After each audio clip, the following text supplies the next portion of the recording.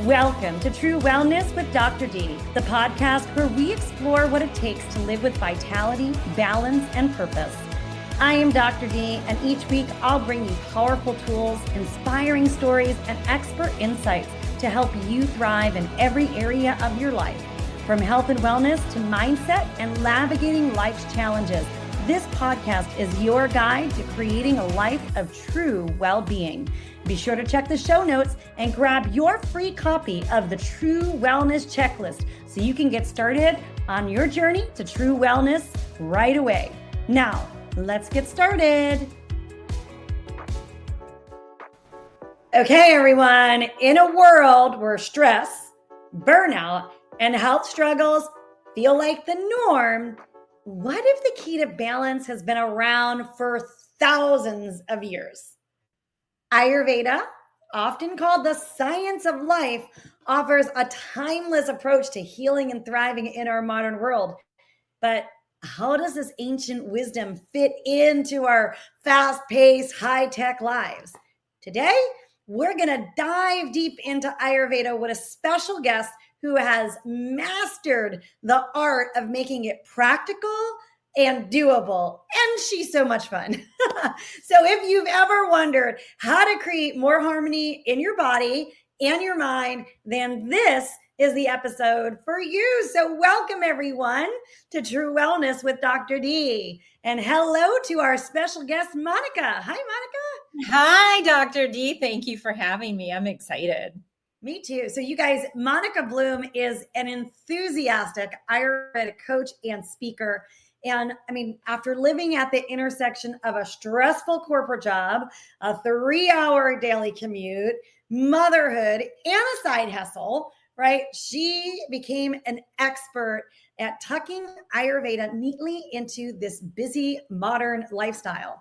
Monica has been blessed to teach, mindset, well-being, and high performance based on Ayurveda. And she's done it for big corporations all over like Deloitte and Genentech, Pandora, Vitamin T, Aquient, is that right? Aquient, there you go. Aquient, Airbnb, and even more. So Monica, we're super excited to have you today. Thanks for joining us. I am so stoked to be with you today. We are going to have a good time and they're going to learn a lot. Yes, absolutely. And this is such a fun topic because, people hear Ayurveda, we're going to talk about doshas, and don't worry, those of you who are like, what the heck is a dosha? But I know everyone's mind's going to be percolating like, what am I? And how does this impact my life? And you are going to see yourselves in your own lives and where there's things in balance and where there's things in out of balance. And that I think is so fun. So why don't we start, Monica? Tell us how did you even get into this? Because people are like, what? Iron my shirt? It's so funny. Years ago, I bought the URL what? Maybe you should use it. It's going to expire. It's fine. But yes, so it's true. Like we've seen this word like Ayurveda. Maybe people have seen it. They don't know what it is, but they're like, I think it's good for me. Yeah. I think.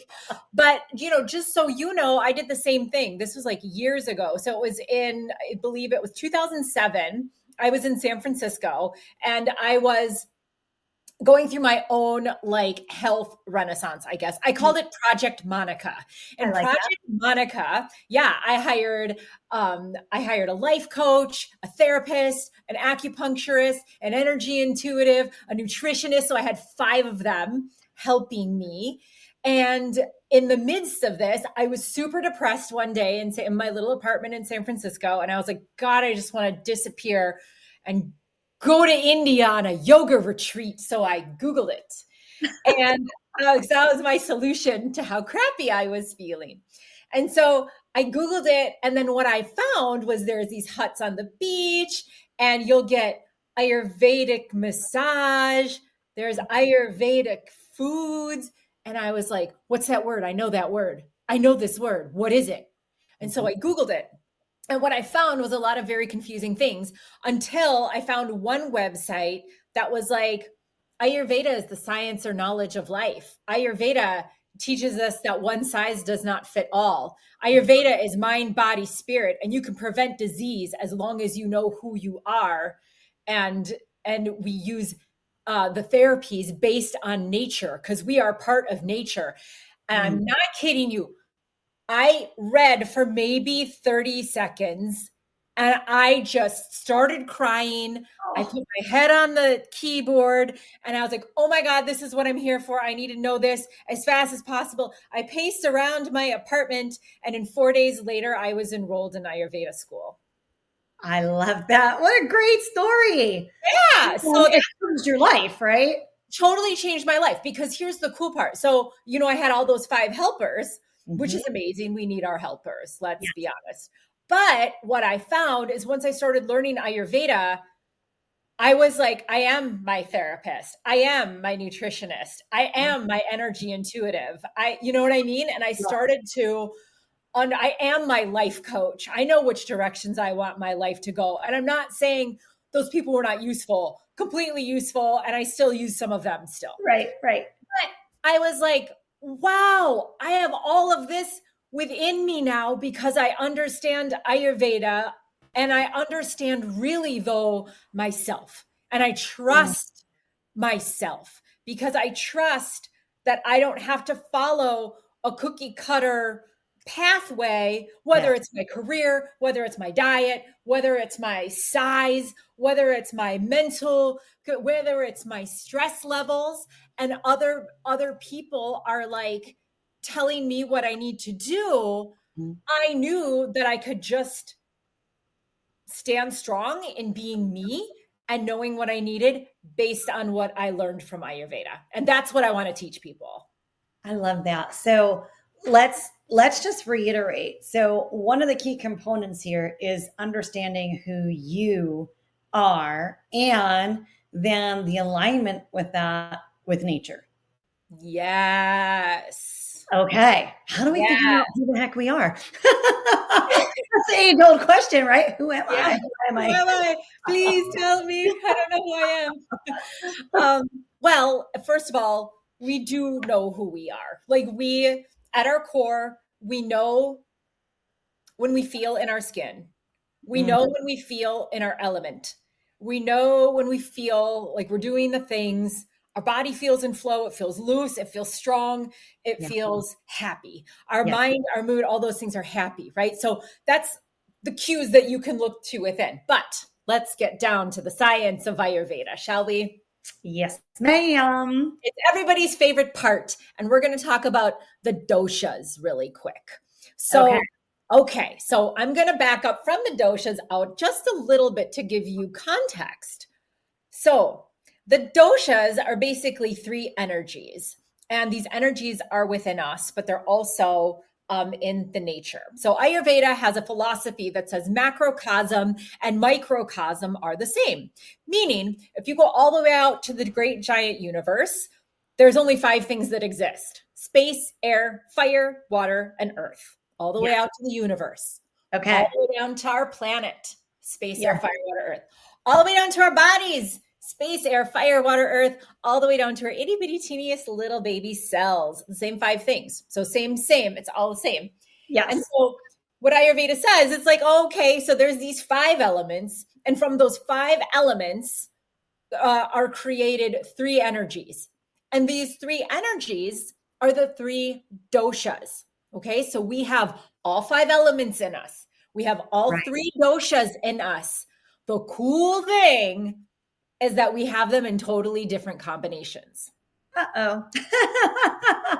It's why you and I don't look like twins. Oh, there you go. But it's true because there is nobody who has ever been us before, and there is never going to be another us. So we're completely unique combinations. So this is where it gets a little complicated, but it's not that hard. We're going to think loose. We're going to be loose about this, and we're going to just enjoy our little conversation here. So it doesn't have to be perfect. No, life is not about that. So the 3 doshas, let's start with the first one. The first one is Vata dosha. Vata. Vata is made of space and air. So it's very subtle. And it is the energy of movement. Okay, so Vata dosha is the energy of movement. In the body, it's responsible for moving everything. It's also responsible for sometimes making holes for things so that movement can flow through. There you Uh, go. Vata type people they talk a lot with their hands, they talk fast, walk fast, they're constantly busy, they're multitasking, they forget things, they're constipated, they have dry skin, they have frizzy curly hair, they usually have problems sleeping, they're usually in some kind of pain in some kind of way all the time, they usually complain, but you don't care because they're so fun and vibrant and joyful, and they're exuberant, they're vivacious, bubbly. Okay. Let's just take that word bubbly for a minute. What are bubbles? Bubbles are filled with what? Space and air. Sure. Yeah. Right? So they're effervescent, but they have certain health problems based on these space and airy qualities, like could be sleep problems, focus problems like ADD, like I said, the constipation and other things, right? So Right. Vata, though, is the king of the doshas because without it, the other two can't move. It's a very important dosha. So no matter what I say on your podcast today, I want everybody to note, if you're totally confused, work on Vata first. And Dr. D is going to share a resource with you that I have for you today, so you can learn a little bit more about that. So don't stress now. Plus, you can always press pause and listen to this again. Yes, it'll be right in the show notes, you guys. So wherever you're listening from, whether it's YouTube or Spotify or wherever it is, it's in the show notes. Yes. Okay. So that's the first dosha. Vata dosha is the energy of movement made of space and air. Now we're going to go to the next one, which is Pitta dosha. Pitta dosha is made of fire and water. So already the elements are totally different, right? And this Pitta is the energy of transformation, where it transforms things. Vata's job is to move stuff. Pitta's job is to transform stuff and change one thing into the next. And I use this example quite a bit. It is if we had a log and we put the log on the fire, what happens to the log? The log becomes ash. The log becomes ash. Is it anymore a log? No, it's not a log anymore. It's now ash. You can't even turn it into a log anymore. It's not like the air came along and blew the log down the block. Yes. It's different. Yeah. Okay. So that's Pitta's job. So Pitta people are more, they have more sturdiness to them. They're more muscular. Vata people are usually skinny and they have thin skin and cracky bones and all that stuff. Pittas are more muscular. They are heated. They're the only dosha with the fire element in them. So they can tend toward the inflammation problems. And they're leaders. They are usually like entrepreneurs, or they're also involved in sports, politics. They like to debate. They like to be right all the time. They're a little control freaky. They pay attention to the details. They're constantly sorting and figuring stuff out. And they glisten. They've got a glow with the fire and the water. My gosh, it's like the sun on the ocean.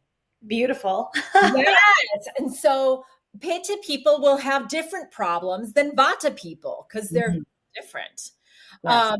So again, okay, Pitta, energy of transformation made of fire and water.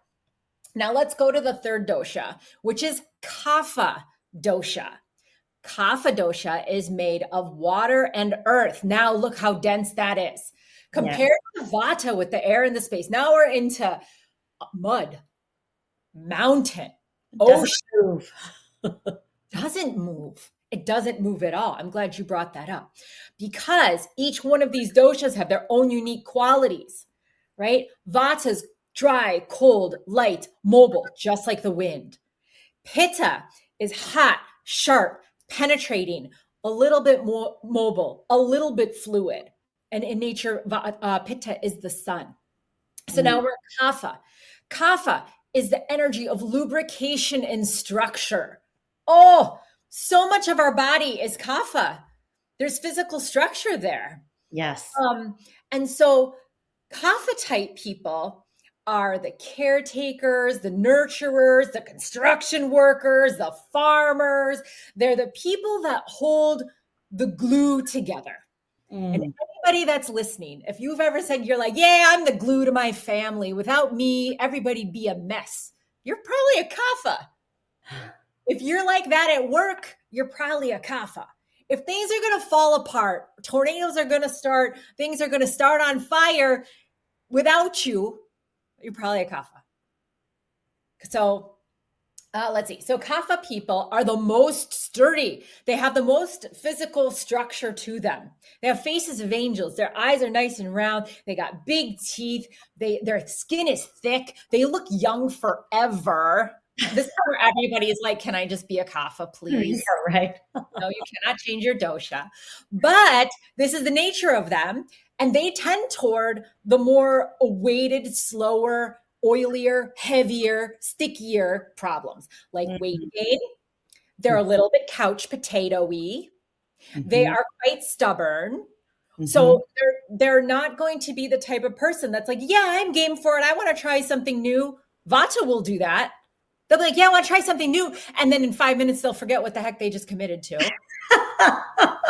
Pittas will say yes to doing something new, but pittas will be like asking 10,000 questions before they decide if they're going to actually make that decision or not. And if they do it, they're doing it. Yes. Kaphas are like, I'll do it in my own time. Anybody want to do it with me? Anybody? Or maybe I just won't do it. They are always looking for harmony. Pittas do not like, I'm sorry, kaphas do not like conflict. Pittas love it. Pittas love to debate. Kaphas, not so much. Yeah. And so kaphas are the support. And those are the differences in the way they show up in our bodies and in the way that they can get imbalanced. Before we move on and talk about the next thing, I want them to know this. I want you all to know this.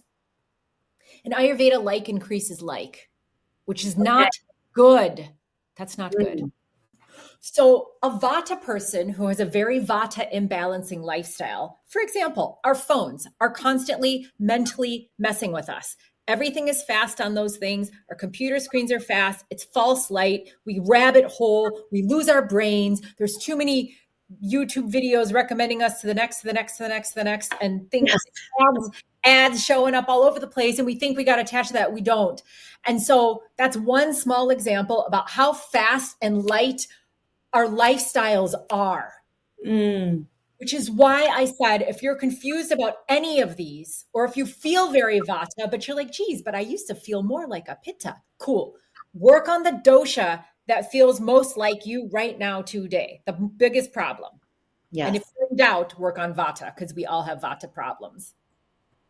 Okay. So going along with like increases like, which is not good, we want to use the opposites. If Vata is very speedy and light and cold and dry, we want to really focus on being a bit more slow and staying warm and doing more like meditation. And even our workouts, bring in some heavy weights instead of marathon running or all this fast like movement, jazzercise. People still do that. Yeah. And for Pitta's really got to be mindful of that heat. So they need to stay cool, both in their body and in their mind, because they can be stressed out control freaks. If it doesn't happen their way, they're going to carry the weight of the world on their shoulders, right? Because they're not trusting that other people can do it as good as they can. Right. So, and then there's kaphas, which need to stay light. And they're the ones that should be out there and moving and sweating and dancing and making it fun and eating lighter foods and eating less food. Because they don't need it. They're already structured. Yes. Yes. Okay. Let's talk. Can we talk about food? Yeah. I think people love food and they're like, okay, so what food should I make? What food works best for my dosha? Okay. Good. Yeah. Good question. Okay. So for Vatas, now with that like increases like and opposites balance. If you're light, cold, dry, is a quality called rough. and mobile. Did I say that already? Anyways, so the food, think for vatas, comfort food. It needs to be warm, saucy, grounding. Any vegetables or whatever should come from the ground because vata's way up in the air.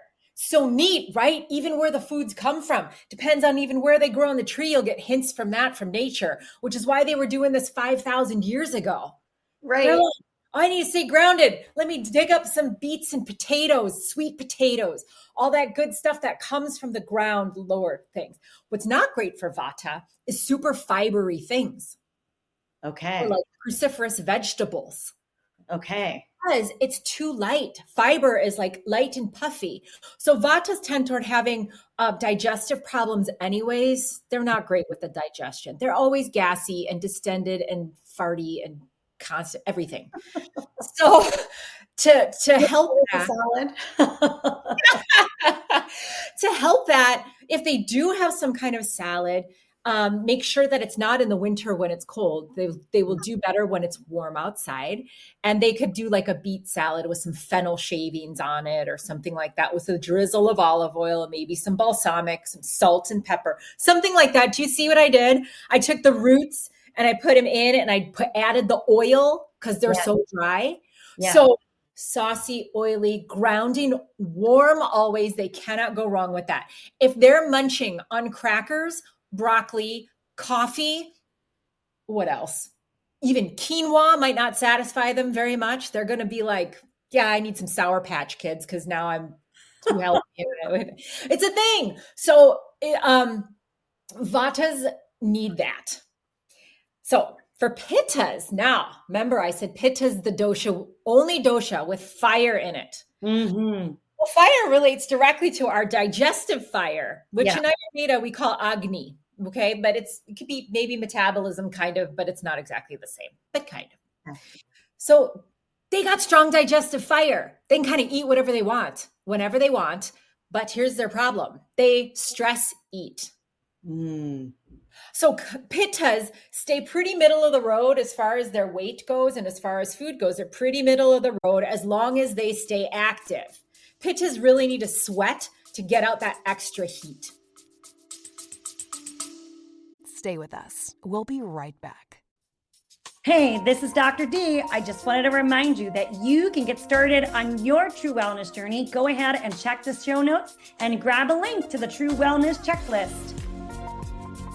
Now, let's get back to the episode.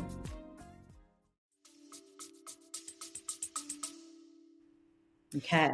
So their foods, they can get away with the fiber and the broccolis and the salad. They can kind of eat whatever they want because they've got a constant fire. That's just like, yeah. And they're the people that'll raise their hands and they'll be like, oh yeah, I can always eat. And they can. But it starts to become a problem when their mind takes over and they're looking to soothe themselves from stress.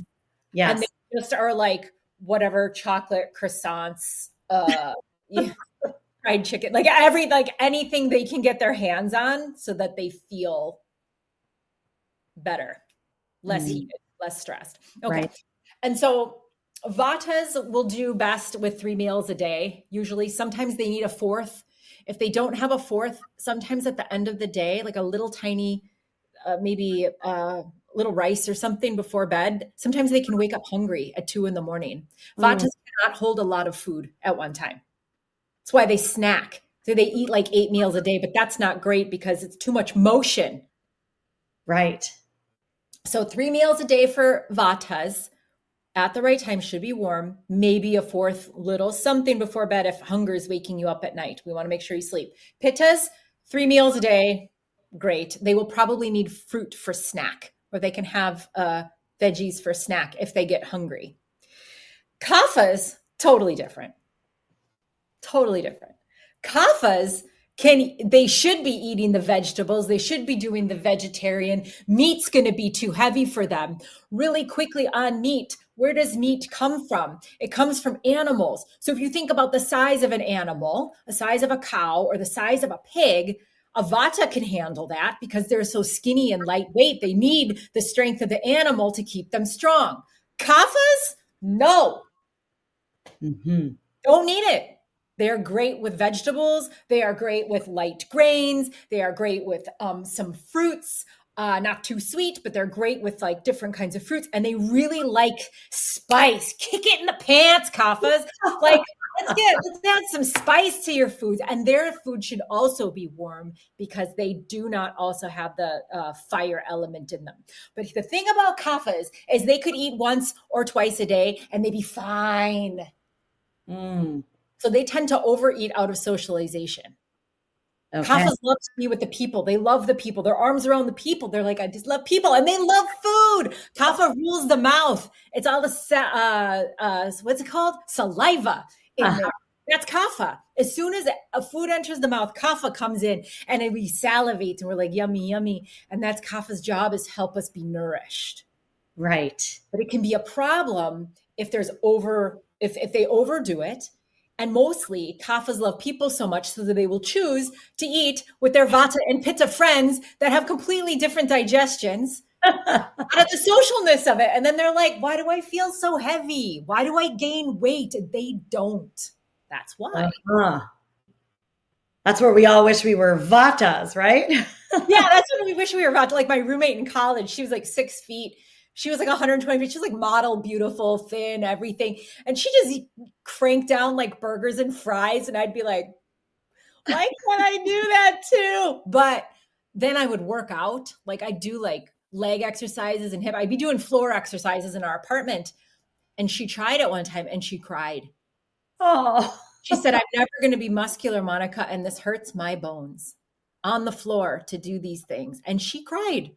And I was like, oh, honey, like, but you're padding. I don't know. And anyways, that's real differences of how, yeah, it's why somebody can eat a lot of different stuff and never gain weight. And it's why, like a kapha type person, they don't need a lot of food. They're already built.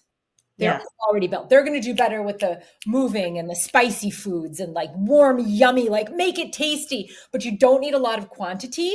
And for sure, these not a lot of oils or fats. Yes. They're already oily. Remember, they look good forever. Yes. Yes. You touched a little bit upon movement, right?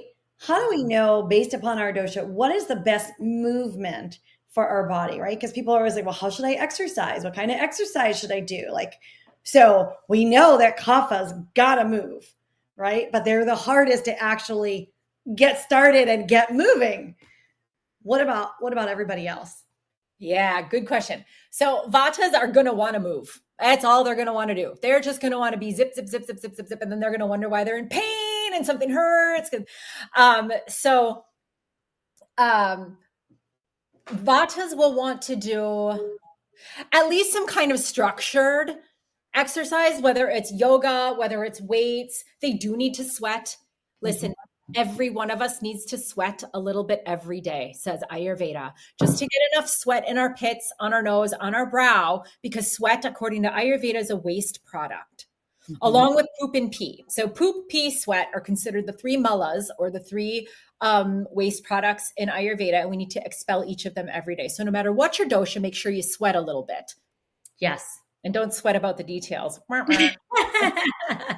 So vatas will want to do more of the grounding exercise. Like I said, yoga, weight training, great. They can get a little sweaty also. Just don't over cardio. You don't need it.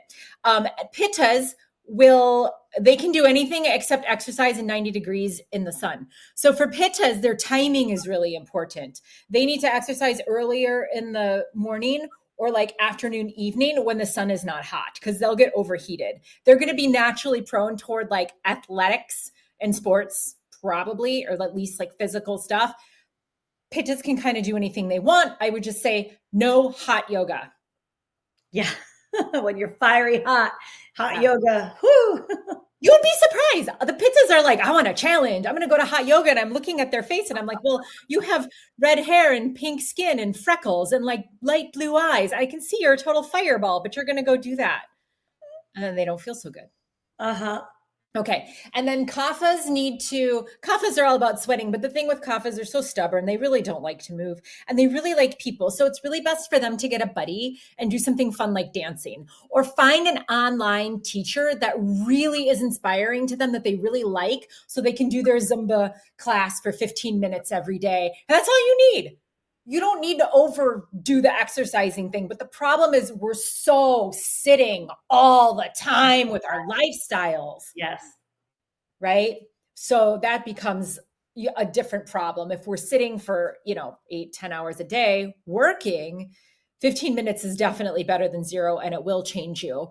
But I would still encourage do that and then take a lunch break. Go for a 15-20 minute walk after lunch. Yes. Or before dinner or after dinner. Yeah. Yeah. Okay. Does that help? Absolutely. Absolutely. So the big topic, I think, for a lot of our listeners, right? Because they're high-powered, successful women, right? Is stress. So how do we manage, based on our dosha, based on Ayurveda, how do we manage stress? Because prevalent. It's this is where we go into my favorite part of Ayurveda, which is the mind. Okay. If I could just work on the mind, because the mind is the control center, it rules everything else. The body follows what the mind does. Mm-hmm.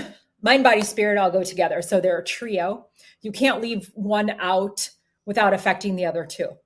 So when I was working in San Francisco, I had a 3-hour daily commute. It was at least an hour and a half to work and then at least an hour and a half back. And I had a 2-year-old and I totally burnt out. And I was running a new team. I was running a startup division of a company. So I had a team beneath me and had to grow this from the bottom up. So everything was stressful and I cried a lot on the bus, and I couldn't figure out why. And then I remembered, in order to change the mind, you must move the body. And so, so I started these 10-minute runs in the morning. And I was like, I am not working out anymore. And I'm used to doing that. And I set my watch for 5 minutes. I grabbed the dog. This is the next morning at 5:30 in the morning. And we ran for 5 minutes and I turned around and I ran her back. And it was a 10-minute run. And I was used to running every day because the freaking bus picked up at 8:02 and I had to drop my daughter off at 8:00 at daycare. Daycare opened at 8:00. The bus picked up at 8:02, 3 blocks down. I was freaking sprinting every morning. And I even taught her, and it makes me almost cry, I taught her to push mama out the door because I couldn't say goodbye. Oh. And if I missed that bus, I missed my morning meeting with all the other leaders that were successful, that had been leaders already. So I was already sprinting a little bit to try and make that bus every morning. So I did this 10-minute run and I came back and I was like, oh, I have color in my face. I feel a little happy. Okay, good stuff. And so I'm still doing, my daughter is now 13. She's no longer 2. I still do these mornings runs. And for all of you people out there that have the stress and the high performance, you need to start your day with me first. Yes. Never forget that. Me first. Before her little eyeballs opened, I knew that I had to get outside and I had to get a little bit sweaty. 10 minutes, you guys, changed freaking everything. Because then my mind opened and I was like, what else could I rig for 10 minutes? So I called daycare and I was like, hey, you guys open at 8. I was like, the bus picks up at 8:02. It's seriously stressing me. Can I pay you extra to open at 7:50? And they were like, yes. And you're probably not the only parent that needs this. Cool. So they opened at 7:50. So I had an extra 10 minutes and my daughter was already used to giggling and pushing me out the door. So I drove up the street. So instead of standing on the bus, I could get a seat on the bus. When I got a seat on the bus, instead of standing like this, jammed with all the people. Yes. I did meditation on the bus. Beautiful. 20 minutes changed everything. And my team grew to be number 1 because then I started teaching them all this stuff. On Fridays, we do meditation, breath work, I had my mind right. I had my team right. My energy was good. I was happy. Everything started working because I put me first. You have to do that. If you're busy, if you're stressed, if your schedule is jammed, you might not have any other time at all. So use the early morning. It's Vata time anyway. Remember I told you macrocosm and microcosm? The doshas also rule time. So early morning before the sun comes up. It can even be 10 minutes before the sun comes up when it's kind of dark. You know the energy, it's subtle. Nothing's around. Nobody's awake. It's kind of magical. It is magical. Yes. That's it. That's the moment. That's the time. One of the 3 categories for disease in Ayurveda is the effects of time, which means aging, which means seasons, which means how long you've had a problem. Yes. In this case, we're going to use the effect of time, and we're going to put ourselves first thing in the morning. Do what I did. Set your timer for 5 minutes and you go run one direction. And when it goes off, you turn around and you run back. High five yourself. You're done for the day. As far as that goes, go crush it. Yeah. Yeah. Powerful way to start your day. So you talked about the one effect for illness being time. What are the other 2 effects? So the other 2 causative factors are mistaken intellect. So mistaken intellect is wrong choices and wrong action. Mistaken intellect is coming home at the end of the day, every day. This is me. This is what I used to do. Come home at the end of the day when I was burning out and I'd grab a glass of wine. Hey, this is Dr. D. I just wanted to remind you that you can get started on your true wellness journey. Go ahead and check the show notes and grab a link to the True Wellness Checklist. Now, let's get back to the episode. And I'd have wine and I'd be with my family and then I'd have 2 glasses. And then I was up till 11 o'clock working still. Right. And I still needed to get up at like 5:45 to do the friggin' commute. I felt terrible. A right choice would have been like, put on your sneakers and go for a 15-minute walk and then see how you feel. Yes. Right? So mistaken intellect is either knowingly or unknowingly doing something that does not serve you. Mistaken intellect, number 1. Number 2 is the misuse of the senses. So we see, we hear, we smell, we taste, we touch. We talked about one of the senses already, the food. We can misuse that sense of taste, eating too much, eating out of ego, eating for the wrong reasons, etc. That's simple. We also touched on another one, which is our phones. Oh, yes. Sense of sight and screens that we're overusing our eyes. So when we overuse, underuse, or misuse any of the 5 senses, that causes imbalance. Also, in this day and age, I would say we are underutilizing touch. People are lonely. True. They don't get hugs. Right. So those are the 3.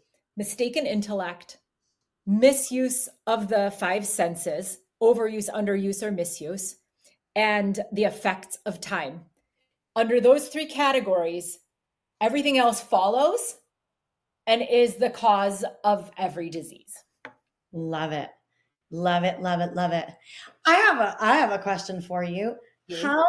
How do you personally use these things in your life on a day-to-day basis? Like what's the thought process that you go through? Well, let's keep it simple. For the way I function, I can't not see Ayurveda in everything around. That's why I was asking. Yes. So I know that I need to use time wisely in the morning and I need to sweat. So let's just get that done in my run, which I do still. Okay, get that done. And then as far as food goes, I'm always making sure there are 6 tastes in Ayurveda in the foods. We're not going to get into that too much. But out of those 6 tastes, there are 3 tastes that benefit each dosha the most. Okay. Combos, right? So for me, I'm like Vata Pitta. I really am more Vata, really a lot. So I will always focus on making sure that things are salted, sour, and sweet. And by sweet taste, it means grains, meats, dairy, oils, nuts. All those things fall under the sweet category because the sweet category in Ayurveda just means builder for the body, builds the body. Okay. Doesn't mean sugar. It can mean sugar. It can mean sugar. It would fall under the category like fruit falls under the sweet category unless it's like a grapefruit, in which case that would be sour, which I love. So I like pickles, salty and sour, because that increases my digestive fire. Yes. Telling you, Dr. D, we could talk for a month straight. Yes. So I'm always managing my digestive fire because it's not strong. It's variable, just like Vata is. It's sometimes I eat like a crazy person and sometimes like I don't for a day or two. Random.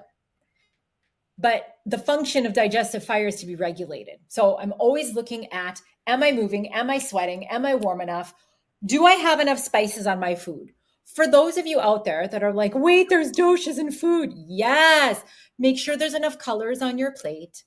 Make sure that what you're choosing is chosen from nature, that you know what this food is and that you're not looking at a label that has all kinds of confusing things on it. You probably know that by now, but just a reminder, make sure that your plate is not all brown. Make sure that things come from a good source. And at the same token, don't stress yourself if what your best today is the best you can do today. Please do not stress about that. The happiest thing you can put in your food is your joy and gratitude that you have food. Yes. Yes. Yeah. I do meditation. If I'm stressed out, here's a tip for everybody. If I stress out, I hit the floor. I just lay on the floor on my back. Because if I'm spinning like this, and I already know I'm Vata in the space in here, I will just lay flat on my back on the floor and I'll set a 15-minute timer. And maybe I lay there and breathe and maybe I fall asleep. And then I'm good. Coffee is very Vata imbalancing. I don't have coffee anymore. It gives me a crushing headache. And it was causing like all kinds of digestion problems too. It does that. Yeah.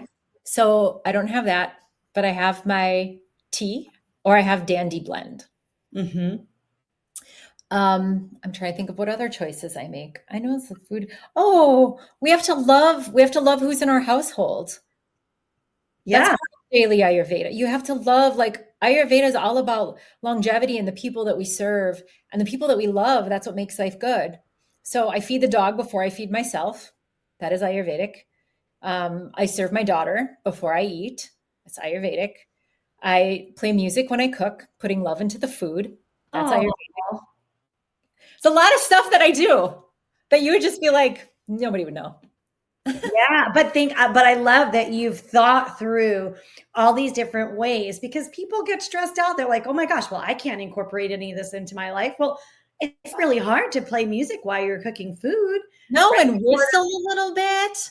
Yeah, or just be like mindful and thankful, like before you eat, like, thank you for the food that's in front of me. Like these are easy things that we can actually be more mindful of and incorporate.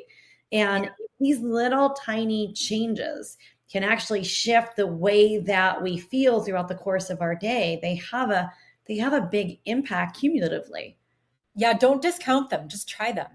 And as you get good at them, you can add more things. That's all I did. I just started adding and adding, like the 10-minute run. Now I'm outside for 30 to 40 minutes. The dog also doesn't want to run that long. So I go for a shorty with her and then I'll go for a longer one. I'll drop her off and I'll go for a little longer. But it's, they do compound. Yeah. Right. And then the final thing I just want them to know is bed by 10 o'clock. What? Bed by 10 o'clock? People are scratching their heads. They're like, no way. I know I struggle with this with clients all the time. I struggle with it myself sometimes, especially with the time change. I'm like, wait, it's 10 o'clock already? Can I tell you why? Yes, ma'am. The doshas rule time. So, when the sun is going down, it starts kapha time. So after work, we don't want to do more work. We're not really inspired to do that. We also don't want to work out because it's coffee time. It's slow energy. It's loving energy. Be with the family. It's hobby time. It's cook time. Maybe snuggle in. Maybe do some reading. Light things like because your body's preparing to go to bed. But around 10 o'clock p.m. Now this is going to depend on the season and all of that jazz. But just say 10 o'clock p.m. Mm-hmm. I want everybody out there to think if you're somebody who's tired before 10 and then stays up a little after around 10 or 10:30, then you get a second wind and there's no stopping you. You're thinking about work, you're organizing your sock drawer, you are like on it, you're all of a sudden awake and you're like, I'm a nighttime person. And I'm going to say, not really, you just missed the threshold because now you're in pitta time. Pitta digests our foods, thoughts, emotions while we sleep. Transforms everything while we sleep. And so if we put ourselves to sleep in that kapha time between sunset and 10 p.m., we're going to sleep pretty good because it's heavy energy. We're going to sleep in the heavy energy. We're like, thank you, nature, and good night. But if we're like knocking around our house and doing whatever, or being on our screens and getting distracted, losing track of time, scrolling, whatever, if we're doing that, 10:30, 11 o'clock comes around, pitta's already started. So pitta time is like, I'm going to transform your foods, your thoughts, and your emotions. I'm doing my job, whether you're awake or not. If you're not sleeping, it's going to do that when you're awake. You're going to get pissed off at something that happened. You're going to get mad at somebody because your mind is trying to process the things, but you're awake. It causes all kinds of sleep problems. Okay. In bed before 10. Yes, which is why you can get up early because you've slept good. Right? So when should you wake up? Well, Vata time. So Vata is between like 2 a.m. and sunrise. So you want to wake up in the dark just a little bit. Don't be mad that I said that. I know that's kind of hard, but it's not that bad if you're going to bed at the right time. They go together, right? So you want to wake up in the dark. When sunrise happens, guess what time it is? Kapha time. So if you miss the window of waking in Vata time, you're going to wake up in Kapha time, which is slow and heavy. And then everybody's like, I'm not a morning person. I'm like, well, maybe you could be if you didn't get up in Kapha time because it's slow and heavy. When you wake up in Vata time, you literally have the wind in your sails all day. Wow. Makes a really big difference, doesn't it? Because then, yeah, if you're waking up late, you're tired then for the rest of the day. You're dragging through your day. Yeah. And then people will have a lot of coffee because they're like, I'm so tired. I need something. I need to sleep good. And then they're over caffeinated. They can't freaking fall asleep. Do you see how it just keeps going? Yeah. And then they're like, well, now I got to call my doctor and then I got to go take a pill because I can't sleep. Well, now that pill has side effects. So now I'm on 2 pills. Well, now I'm on 5 because I didn't go to bed at 10. People, can we do better? We can do better for sure. Yeah. Anyways, that's the story. I love it. I love it. I love it. Tell me some of the golden nuggets. Like, what are some of the things that people should really be aware of that really move the dial? Like going to bed by 10. What else really moves the dial? I mean, I've talked about a lot of them. It is bed by 10. It is wake before the sun, if you can. There's exceptions to every rule. If you're elderly, you're sick, you're a child, you're pregnant, there's exceptions. Sure. Right? Or if you're sick, everything. So, but if you're fairly healthy and you're just having some issues, try just doing one of those things. Yeah. And see if other things start to unravel. Just as we can slowly decline because we're making these choices, because it's mistaken intellect, right? We don't always know. Who knows Ayurveda? Me. Nobody else. I mean, I'm trying, but not everybody knows it. It's not their fault. So, but just as we can easily decline, as soon as you change one of those things, oh, now this gets better, this gets better, this gets better. You don't really know why. You can't really figure it out. Mm-hmm. But it gets better. You feel better. Just like my morning run with the bus and with the daycare. And then I got a seat on the bus and I did meditation on the bus. And then my team turned around. I had energy. I felt so much better. It was 20 minutes it was a 10-minute run and a 10-minute ask. And it changed your life. Changed my life. Yeah. And it was free. Yes. That's the best part, right? Yes. Love that. I love that. The other thing do you want like the 3 takeaways? Yeah, let's talk about those. The 3 things that will help people move the dial, that are actionable, that will create shifts for them. Okay. Number 1, think of a time when you felt most like you. You were happy. You were doing something that felt in your soul. Things were flowing. Everything was good. What were you doing? What was your lifestyle like? What were you eating? How were you moving your body? How were you sleeping?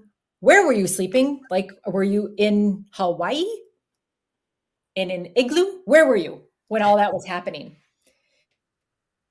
If you feel bad or a little off now, look at that time of your life and you go back to that list and you start incorporating those things straight away.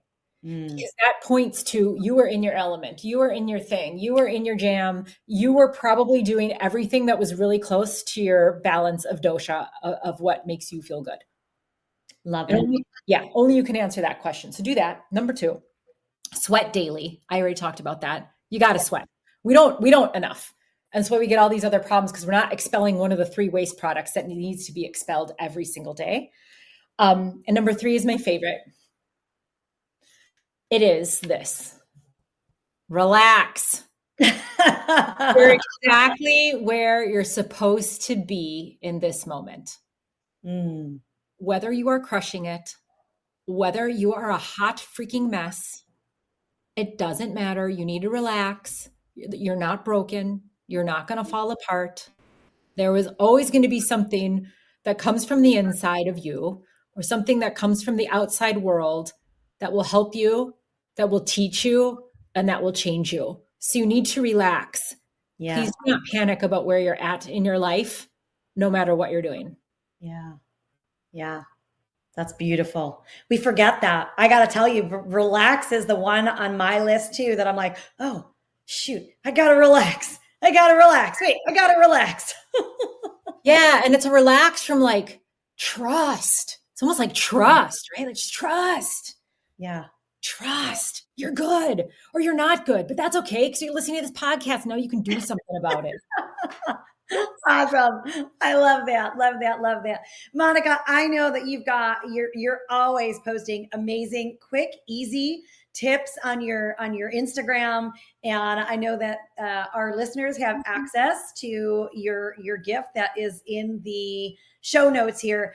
Tell us, how can they find those quick and easy tips on Instagram, and tell us about your gift in the show notes. Yeah, so you can find me, Hey Monica B on Instagram, or I also have a YouTube channel with lots of trainings there, and I'm starting to re-add more now. And then in the notes below, you can get a little freebie about your dosha. So you can read about, they're called the dosha snapshots. Check those out. And then also for Dr. D, I do have an Ayurveda 101 little mini course, and it's like $27. And you will learn so much from this little baby course, that if you just did everything in that course for a year, stellar. Like, you kind of need to do nothing else. So in Ayurveda, it is a willingness of the client. Mm-hmm. It's not my job as a healer. I stand on the path and I shine the flashlight. It is your job to walk on that path, not mine. I love that. And these are great, easy ways to help people get involved. I mean, $27. It's silly. If it could change your life, why not? Why not? Right. Awesome. It's funny. It's kind of funny how we think about things, right? If it'll change your life, $27. It should be like, what if it was $27,000? That'd be okay too, quite honestly. So weird. But listen, I love giving people an easy entry point. I want this to be accessible and friendly. And, I want people to know that they are loved by me, even if I don't know them, and I'm here to help them. So that's why it is the way it is. That's awesome. Do you want to share about your current project that you're working on too? Oh, yes. I would love to do that. Yeah. Okay, well, this is just fun and totally, it's a little different, but I'm building an emotional and mental well-being van for the people of Los Angeles, especially after the wildfires. So I live in LA or outside of LA, and that was really traumatic. In addition, it's not just fires that are traumatic for us. We all have traumas and we all have really hard things, and we don't really know necessarily how to process them. So I'm building this van, and it's going to be an uplift, a rejuvenation truck and experience for people of Los Angeles. And I'm going to reach out to farmers markets and businesses and companies. And there's some that are already saying yes. And I'm going to roll up and help the people. I love that. I love that. Thank you for who you are and the gifts you bring to the world and your commitment to truly, truly just helping people. So thank you so much for being here with us today. And everyone, be sure to follow Hey Monica B, and go ahead and grab that course there as well, so that you can start to incorporate some of these things into your life. And with that, everyone, we'll see you all next time. Thank you. This is Dr. D reminding you to tune into your body, connect with what matters, and embrace the journey to true wellness. If you enjoyed today's episode, be sure to subscribe, leave a review, and share it with someone who's ready to redefine their health. Be sure to grab a copy of the True Wellness Checklist right in the show notes. Let's keep redefining wellness and empowering change together. See you for the next episode.